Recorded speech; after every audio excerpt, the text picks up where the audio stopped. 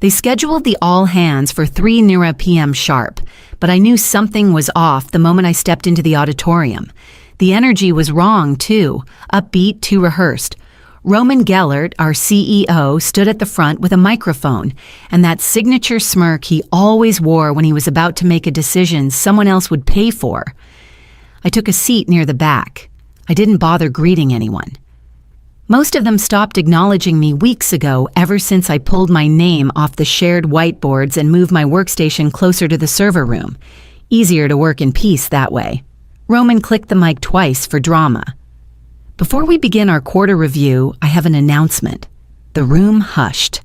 We're entering a new phase, streamlining innovation synergy. You know the drill. And as part of that, Malis Corvin, today is your last day with Livian Systems. Scattered claps. Someone in the front row even chuckled, probably thought it was a promotion or early retirement. I didn't move, just looked at him. Roman's eyes locked onto mine. Malis, you've been with us a long time, but our vision requires a fresh direction. No hard feelings. I stood slowly, calmly, reached for my badge. My fingers didn't shake.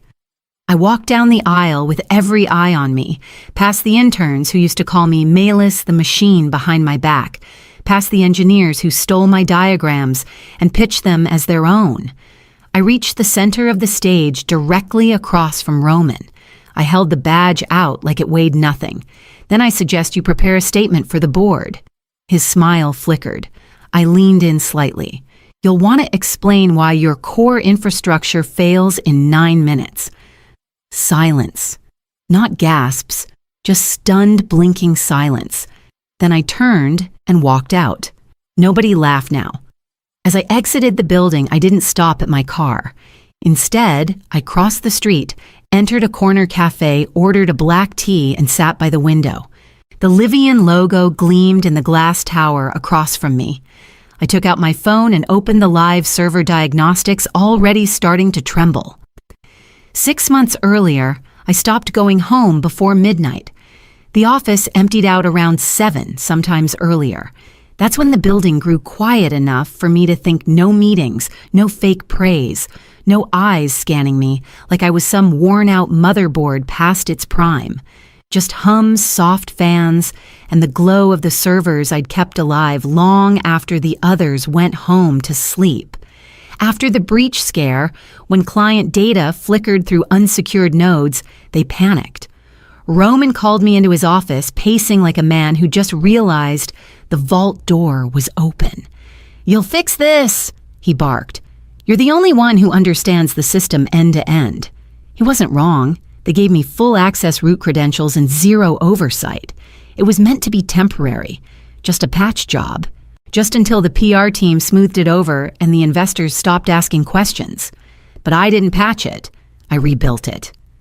Line by line, I constructed a scalable, adaptive architecture that could self-regulate bandwidth usage, reroute under stress, and lock out intrusions at the first sign of anomaly. No open source shortcuts, no recycled code from interns. My code. And on a rainy Tuesday at 3:26 a.m., I zipped the final version and sent it to myself through a private channel. Then I filed the provisional patent through Corvin Logic Systems, LLC, a name no one at Livian had ever heard and would never bother to search. In the documentation I submitted internally, the legal attribution was buried deep in the header file, page 12 of 94. No one ever reads that far. They skim. They click, accept.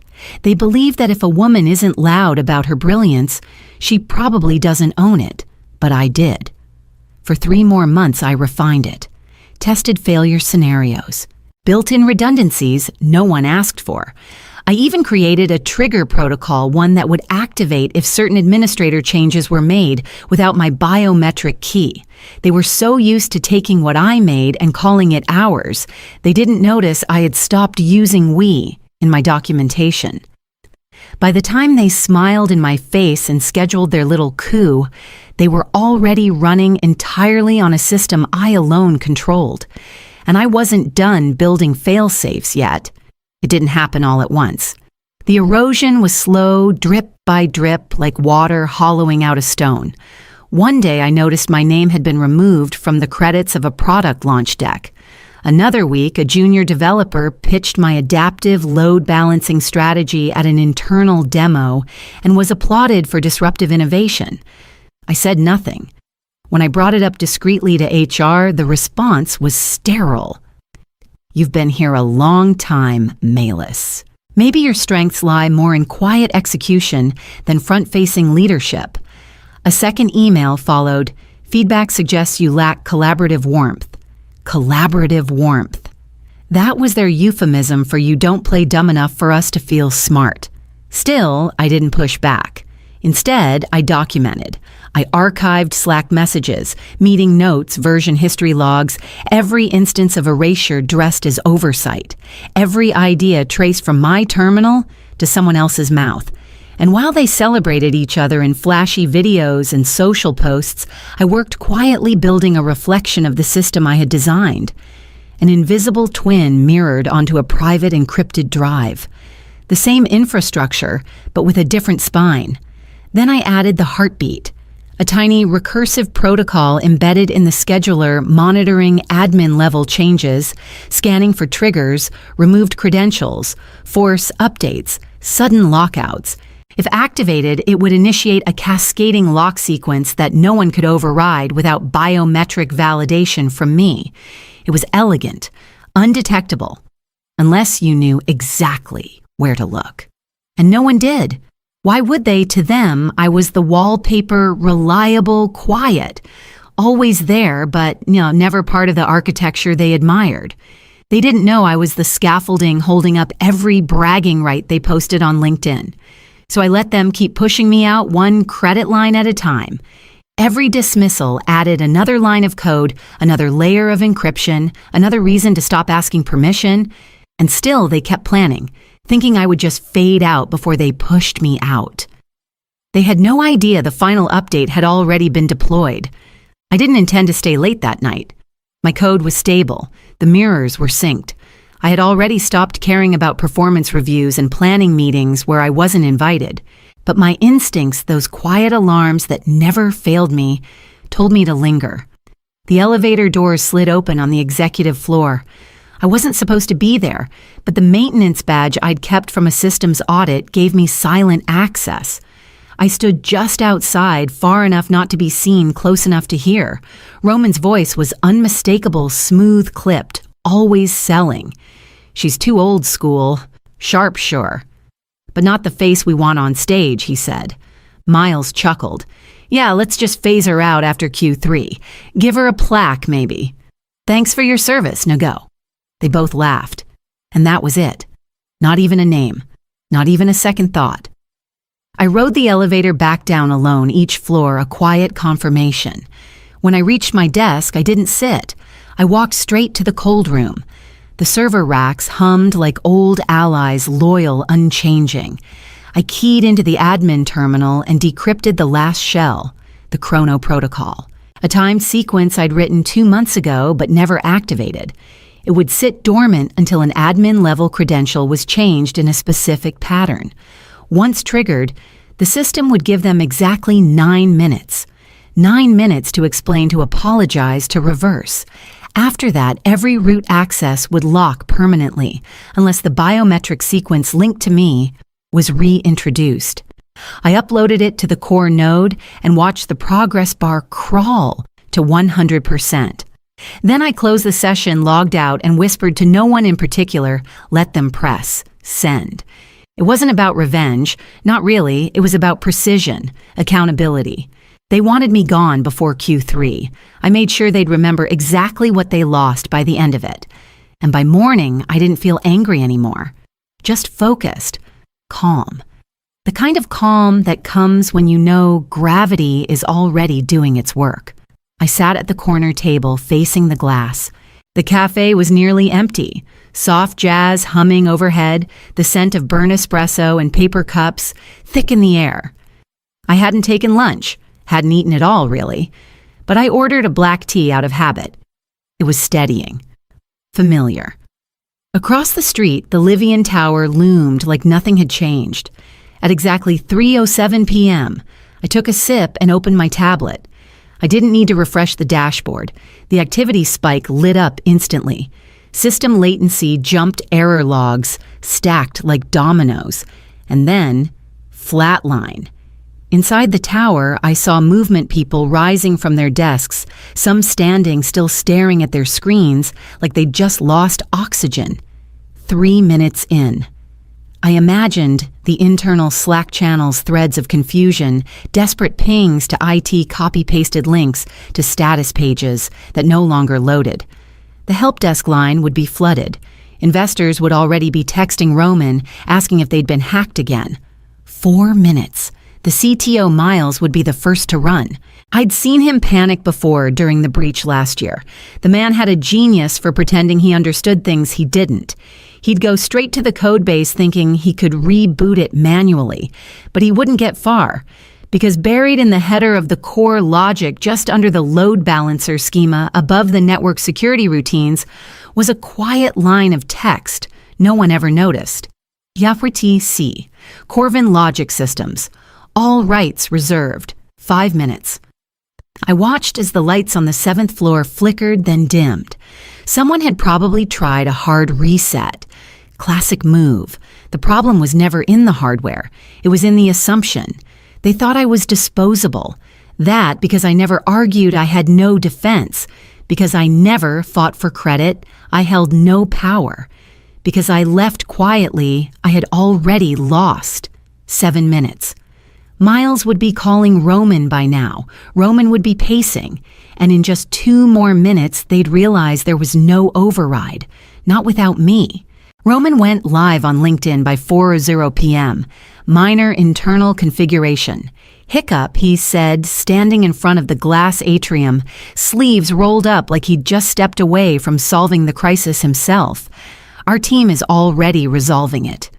It was always his voice they trusted, the slick charm, the rehearsed humility. But charm doesn't unfreeze locked servers, and humility doesn't restore access credentials blocked by proprietary encryption. By 4:17 p.m., my phone buzzed with a number I recognized from the company's legal department. I let it go to voicemail. Then I listened. Ms. Corvin, this is Jacob Renner, legal counsel for Livian. I'm calling to confirm something. We've just realized the system architecture may have been externally licensed. Could we discuss this immediately? There it was, the word may. Carefully chosen. Legal padding. Fear disguised as curiosity. I didn't reply. I logged into my private repository, entered my biometric key, and accessed the folder labeled Fail-Safe Correspondence. In it, I drafted a short reply. Jacob, please find attached. Here's what I offered last year. You laughed. I hit send and watched the message disappear into the cloud unread for now, but not for long. They'd sift through it, argue over timelines, whisper about inadvertent oversights, and try to pass blame in hushed side meetings. But the code didn't care whose fault it was. The code only responded to truth. And right now, their truth was they didn't own a single line of the system running their company. I agreed to meet them, but not at Livian. We chose a neutral conference suite downtown, polished wood table, filtered water bottles, no logos. I walked in flanked by 2 attorneys and my IP advisor. No briefcase, no laptop, just a folder. Roman was already seated, jaw clenched so tight I could see the veins in his neck. Miles sat to his right, eyes darting like a man watching his ship take on water. I nodded, said nothing. My attorney slid the terms sheet across the table. 3 pages. Clean, quiet, surgical. 15% equity in Livian. Systems 3-year licensing contract paid in quarterly installments, public acknowledgement of intellectual property misappropriation, and the immediate resignation of Roman Gellert as CEO. Roman didn't read past the second bullet point before he exploded. This is extortion. My lawyer didn't flinch. No, this is restitution. Roman stood up halfway, palms flat on the table. She was a contractor, A senior engineer. She didn't own anything. I leaned forward just enough. You didn't even read the headers Roman. You were too busy quoting innovation slogans to notice who actually built the infrastructure. Silence followed, the kind that only happens when everyone knows one person has already lost. A board member at the end of the table, someone I'd never spoken to before, finally broke it. She built it, he said, voice low. We just exploited it. Roman looked at him like he'd been stabbed in the back, but no one came to his defense. He sat back down, didn't speak again. We finalized signatures that afternoon. Miles asked if I'd be interested in returning as a consultant. I smiled and declined. By the time I stepped out into the gray Seattle evening, I didn't feel victorious. I felt precise, like a line of code that compiled without error after months of false flags. And somewhere above me in that glass tower, Roman Gellert was packing his office into boxes. Roman refused to sign. He stormed out of the room after the meeting, still clinging to the fantasy that ego could override ownership. I expected resistance. What I didn't expect was what came next. At 12:04 a.m., a video surfaced online, blurred slightly. Clearly taken from a phone hidden in someone's jacket pocket. It was the company-wide meeting, my termination. Roman's voice echoed through the clip. We're streamlining. Time to say goodbye to our legacy systems. She's brilliant, but let's be honest, she's not exactly front-of-stage material. Then the laughter. That soundlight, careless collective reverberated far louder than anything Roman had ever said. By morning, it had 2.3 million views. Someone tagged me on a tweet, she warned them. They mocked her. Now they're locked out. She built it. The hashtag caught fire. By noon, a journalist at Tech Ledger published a full exposé my name. The ignored licensing emails, the provisional patent, filed over a year ago. The internal message logs showing executive dismissals. Stock began to slide. Then it tanked. Investors pulled out. Major clients froze their contracts. A class action whisper began brewing from users whose data workflows were caught mid-freeze during the crash. I didn't say a word. The board called an emergency session the following night. By the end of it, Roman was out. Not just removed, publicly disavowed. They issued a statement citing leadership negligence and breach of ethical protocol. His photo was taken off the website within an hour. By the next morning, Miles had deleted his entire LinkedIn history. I didn't need to walk back into that building. I didn't need a corner office or a new badge. I had already claimed the only thing that ever mattered, the truth. In public, in print, in code. The company was still standing, but the mask had shattered, and no one inside could pretend they hadn't seen what lay beneath. By the end of the week, I received a formal invitation from the interim board to return in any role I desired. The offer came in a glossy envelope with raised lettering and all the formalities. Interim CEO with full discretionary authority. I read it once, then folded it back into the envelope and slid it into a drawer I never opened again. They didn't understand. I never wanted their title. I only wanted my work to be mine and for them to know it always had been.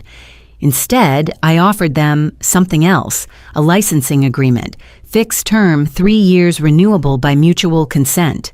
The price 8 times, what they had refused to pay me the year before when I offered it quietly, professionally, with no leverage.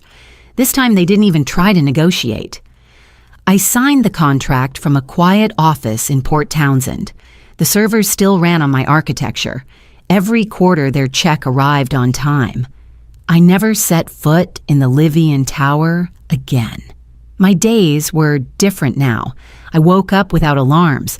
I hiked the coast, sometimes alone, sometimes with women half my age, founders, engineers, product designers, brilliant and overlooked. I taught them what no one taught me, how to protect your code, your name, your silence. I gave them tools, but more importantly, I gave them warnings.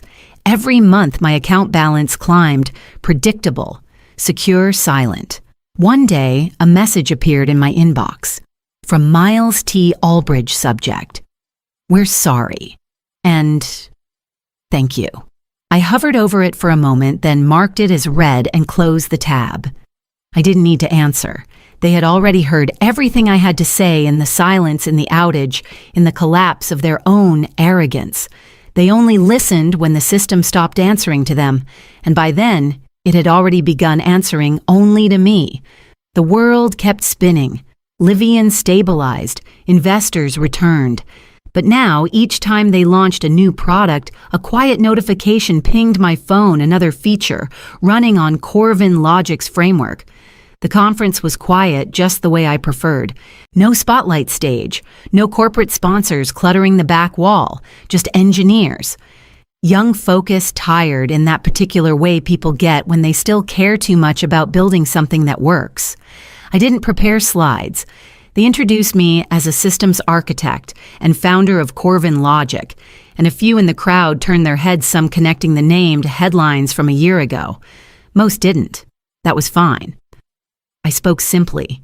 "People think power is loud," I began. "It's not. Sometimes power is the line of code no one notices, the permission flag they overlook, the silence they never question until it shuts the door in their face." They listened. Not with awe, but with the kind of attention I used to beg for in rooms that gave it only to men with louder ties. I was told I wasn't collaborative, that I didn't inspire confidence. What I really didn't do was flatter people who thought ambition was performance art. There was no mic drop moment, no theatrical turn. Sometimes power isn't in a title. I said it's in the silence no one bothered to investigate. I paused, looked out over the rows of notebooks, devices, and quietly clenched hands. Then I closed it simply. They fired me in front of everyone, but I walked out, owning what they couldn't even understand. I stepped down from the stage. There was no applause, just the sound of pens, scratching notes, and the steady clicking of someone already pulling up my old patent filing. Outside, the wind had picked up. Salt air brushed the edges of my coat as I walked to the ferry dock. Somewhere behind me, they were still talking, still learning. I didn't turn back.